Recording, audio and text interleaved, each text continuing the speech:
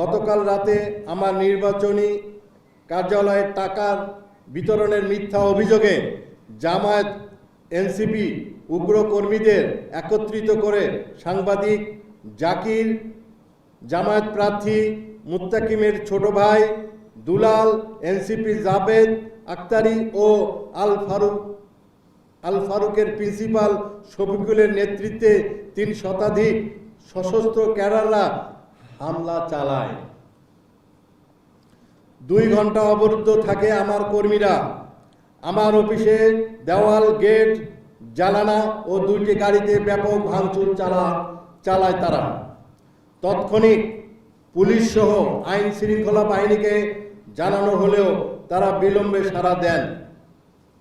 এই সময় মব সন্ত্রাসীরা আমার 10 জন কর্মীকে ব্যাপক মারধর করে, 3 জনের মোবাইল, মানিব্যাগ কেড়ে নেয় এবং 2 জনকে গুরুতর জখম করে, যার মধ্যে আমার কর্মী কালা শাহকে মুমূর্ষ অবস্থায় রংপুর কমিউনিটি হাসপাতালে সিসিইউ ভর্তি করা হয়। মবকারীদের দাবির মুখে মাননীয় নির্বাহী ম্যাজিস্ট্রেট আমার অফিসে তল্লাশি করে অবৈধ কিছু পায়নি বলে ক্লিয়ারেন্স প্রদান করেন। ঘটনায় 1 ঘন্টা দেরিতে সেনাবাহিনীর মব সন্ত্রাসীদের লাঠিচার্জ করে তাড়িয়ে দেয়।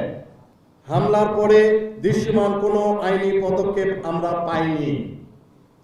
আসন্ন পরাজয়ে ভীত হয়ে প্রতিপক্ষরা এমন মব জাস্টিসের চর্চা শুরু করায় শান্তিপ্রিয় সৈয়দপুরের সাধারণ ভোটাররা আজ শঙ্কিত।